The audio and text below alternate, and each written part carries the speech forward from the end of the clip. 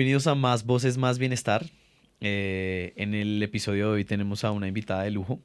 Ella es abogada laboralista, tiene estudios en Derecho Laboral, por supuesto, y Seguridad Social. Es una voz de autoridad para nosotros y estamos muy contentos de que nos acompañe el día de hoy.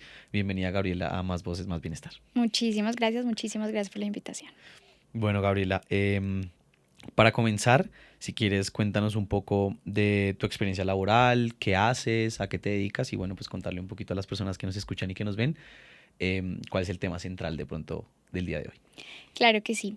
Soy abogada laboralista, especialista y con maestría en Derecho Laboral y la Seguridad Social. Tengo experiencia 10 años trabajando, siempre he trabajado para empresas.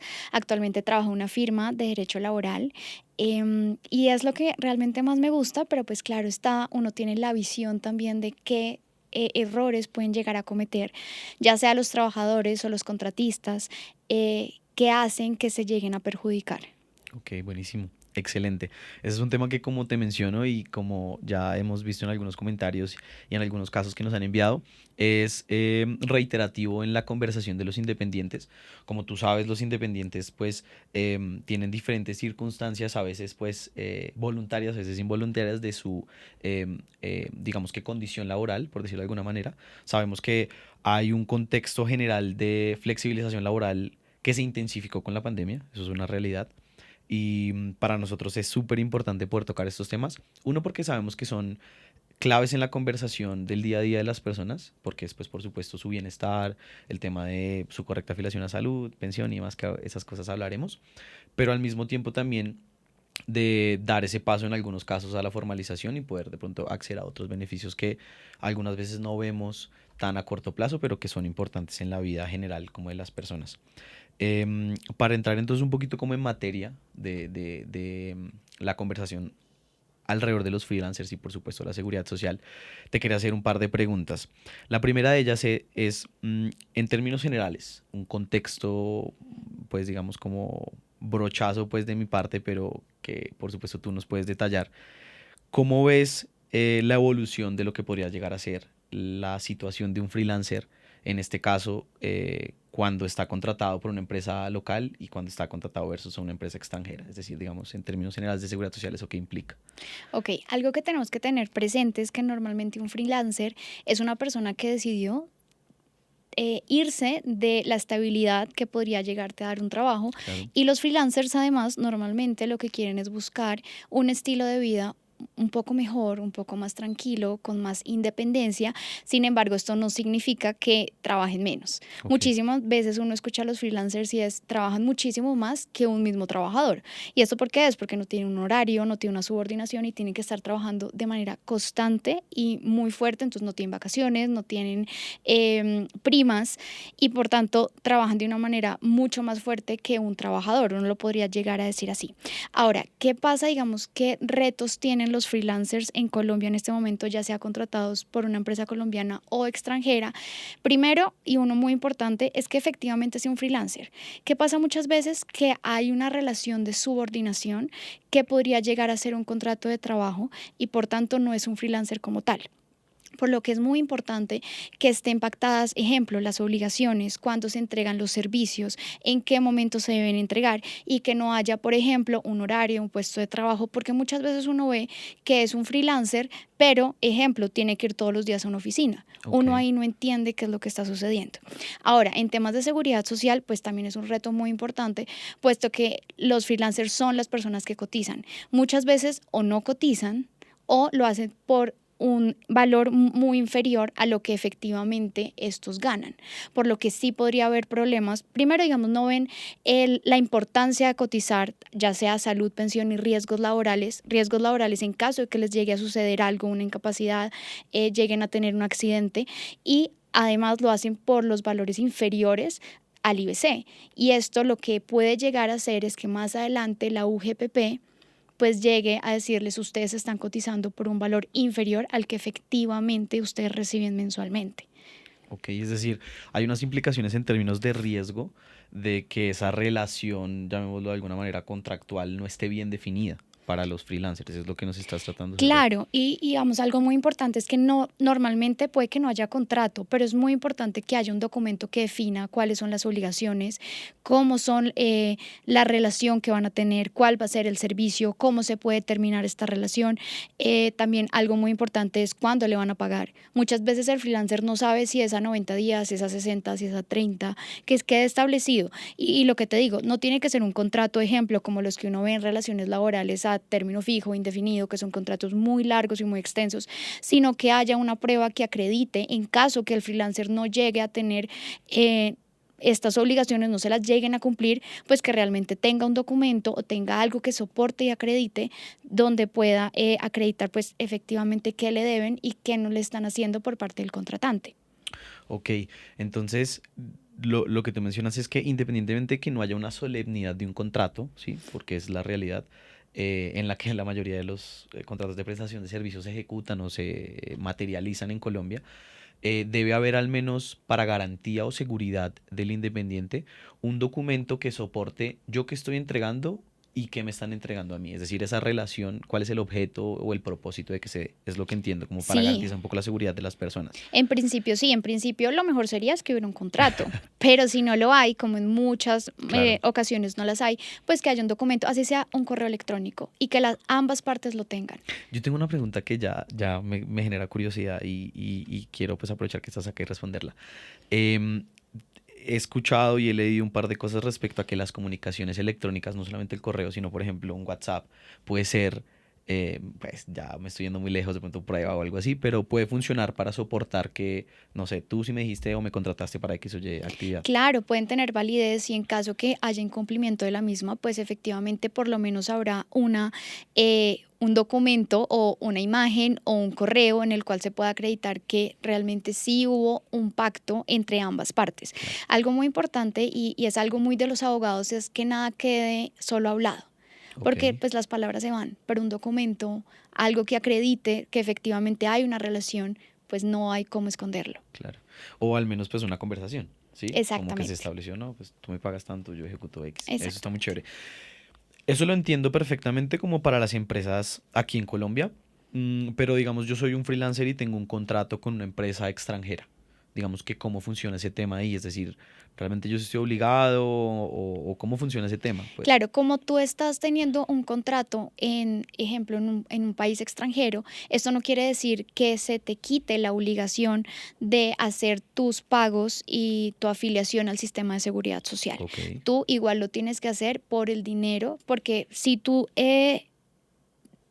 si tú recibes más de un salario mínimo en Colombia, tú tienes que hacer cotizaciones en el sistema de seguridad social. ok, Por tanto, a pesar de que estés recibiendo y estés contratado por una empresa en el exterior, esto no te exonera de estar en el sistema general de seguridad social.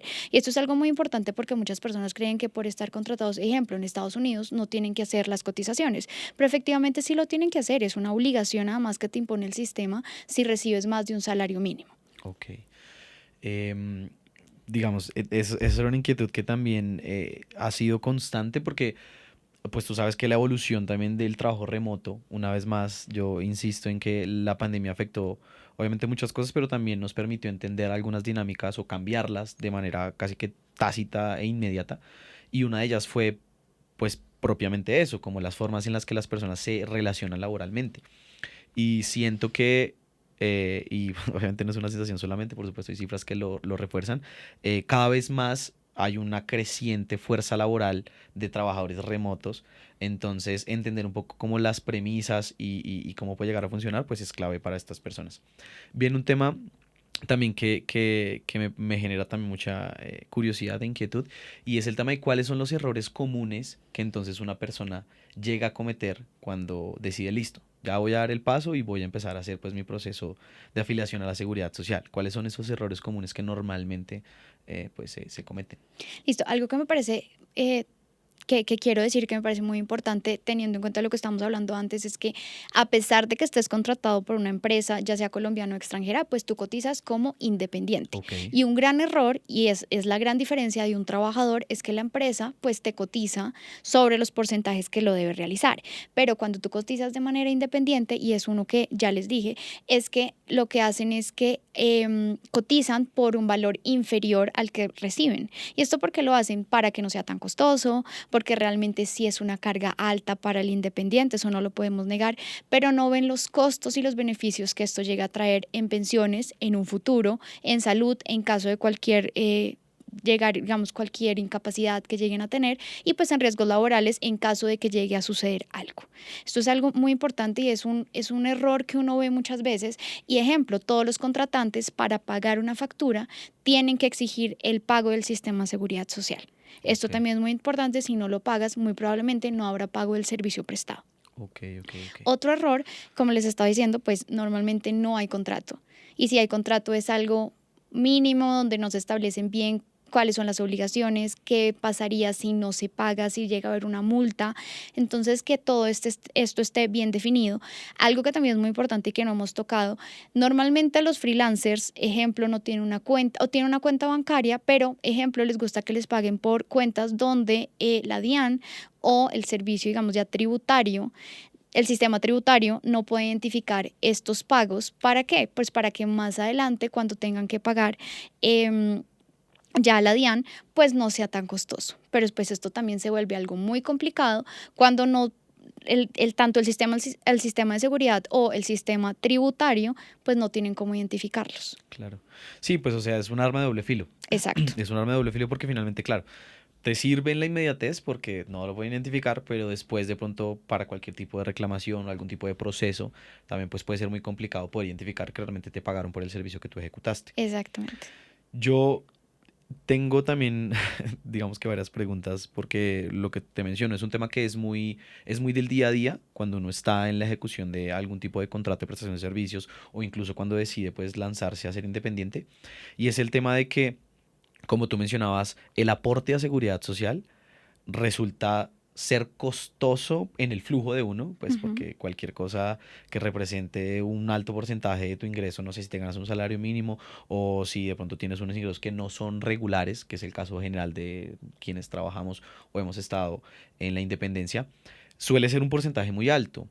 Entonces, casi que es intuitivo buscar una manera de que sea más económico. Pero yo estuve también leyendo, por supuesto, me estuve dateando, y hay unos aportes que son mínimos, ¿sí? Entonces, me gustaría que nos hablaras un poco de cómo identificar, ¿sí? Si realmente me están cobrando tanto, entonces realmente sí puede ser una afiliación que realmente pueda ser de verdad o puedo yo estar cayendo en, no sé, comprar la fotocopia más cara de mi vida. No, Entonces, esto es algo que efectivamente los valores están ajustados para todos los independientes y esto se hace a través de la planilla única, que es la planilla pila. Por tanto, no es que te vayan a cobrar más, pero sí tienes que tener muy presente cuál es tu ingreso base de cotización para realizar esos pagos. Ahí está la importancia y no decir, como lo estamos diciendo, que te entre dinero por otros medios para evadir algunas cotizaciones, porque pues sí es posible que ya sea el sistema tributario o la UGPP no se encuentra algunas, pero sí puede llegar a suceder que la UGPP te requiera más adelante. ok. Y me termina saliendo Mucho más costoso. mucho más costoso. Sí, Claro, porque es que uno ve, y yo creo que es una realidad para todas las personas que viven en Colombia, en cada barrio, no importa el estrato que sea, no importa la ciudad en la que estés, ves un poste que dice EPS, ARL, pues. Entonces yo siento que es un error común en el que uno puede caer y que, totalmente. pues digamos, es intuitivo buscar de pronto una manera que sea mucho más económica. Tú nos hablabas ahora de IBC. Si quieres, cuéntanos un poquito cómo se calcula eso para los independientes.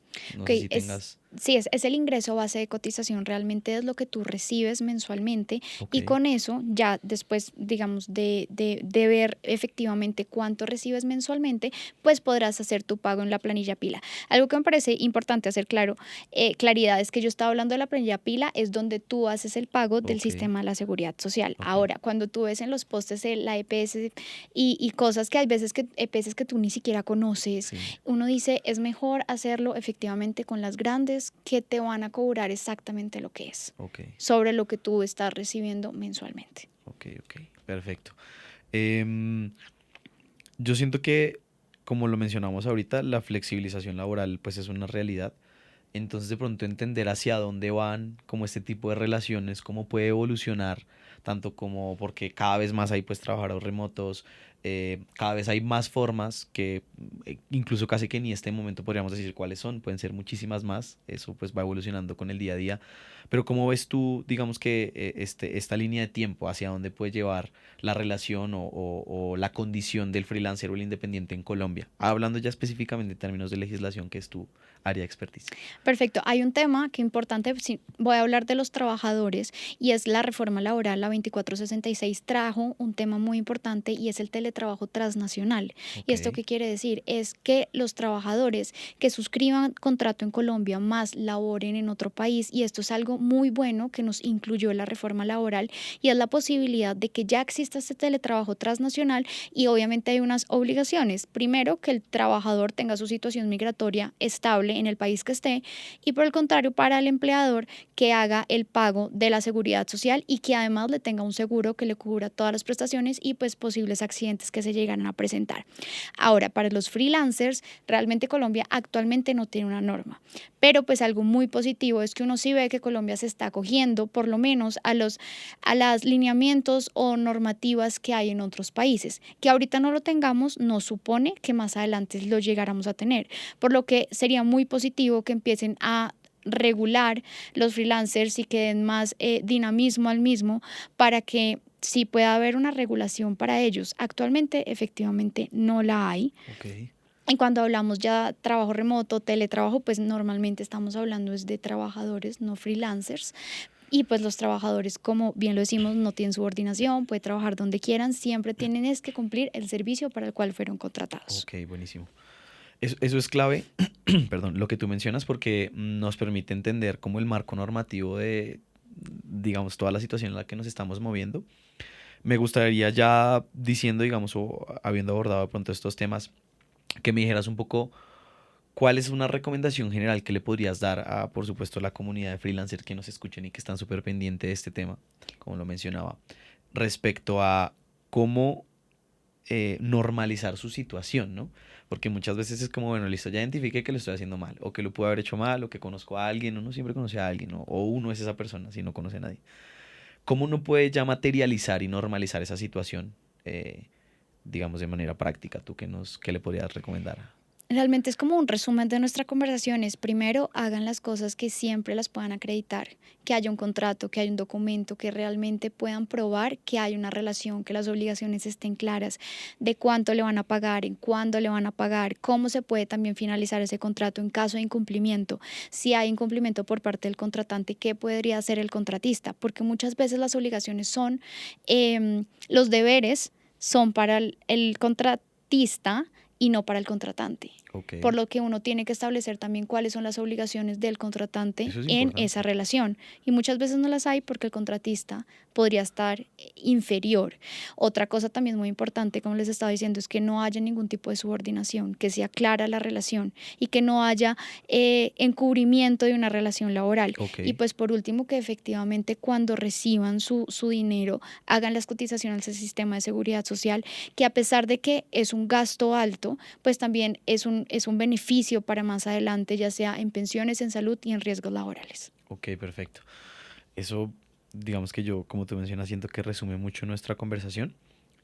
Me gustaría como tener un espacio muy breve como para poder compartirle a las personas información súper clara respecto a unas preguntas que han sido como transversales en todas las conversaciones que hemos tenido alrededor de este tema en otros espacios. Entonces, si me regalas 30 segundos y le Claro que respondes sí. directamente pues a la comunidad de freelancers que nos escucha, la primera es, ¿tengo entonces yo que tener, para resumirlo, un contrato escrito cuando tengo una relación de contratista o independiente o freelancer en Colombia? En principio no, pero la recomendación es que sí. Es que por lo menos si no es un documento extenso como cualquier contrato de trabajo, por lo menos que haya un contrato donde se establezcan las condiciones de ambas partes. Y si no llegan a tenerlo así, ya sea un correo electrónico, que tengan alguna prueba donde se vea y se establezca la relación que hay entre las partes. Buenísimo, súper claro. La segunda es, si yo soy independiente, estoy obligado hacer la cotización o el pago de aporte de ARL o riesgos laborales? En principio sí, si recibes más de o si recibes un salario mínimo en Colombia, Ok. lo debes realizar. Bueno, y la tercera sería, si yo soy un contratista, un freelancer y presto mis servicios para una empresa extranjera o que no es pues colombiana, ¿estoy obligado a hacer los aportes de seguridad social, Gabriela? Se entendería que sí si recibes un salario o más de un salario mínimo en Colombia, y lo mejor es que sí hagas los aportes al sistema de seguridad social en salud, pensión y riesgos laborales. Buenísimo. Yo siento que fue súper claro. Gabriela, pues nada, te agradezco por acompañarnos. Como les mencionaba en un principio, para nosotros es súper importante que puedan seguir compartiéndonos todas las preguntas que tengan para poder seguir trayendo invitados que tengan mucha información y que sabemos que puedan funcionarle a ustedes para entender temas que parecen complejos, pero que en realidad son fáciles en el día a día. Saben que pueden compartirle esta información a alguien si la necesita y estar súper atentos a los demás episodios. Saben que nos encuentran en redes sociales como Soy Vimo y en las diferentes plataformas de difusión del podcast. No sé, Gabriela, si de pronto quieras compartirle tu información por si de pronto tienen alguna pregunta, quieren contactarte y demás, tengan o quieran ampliar información. Entonces, si quieres. Pues repito nuevamente, mi nombre es Gabriela Sarmiento Orjuela, así me encuentran en LinkedIn y ahí me pueden hacer todas las preguntas que deseen. Perfecto. Gabriela, muchísimas gracias a todos. Yo creo que nos vemos en un próximo episodio. Chao.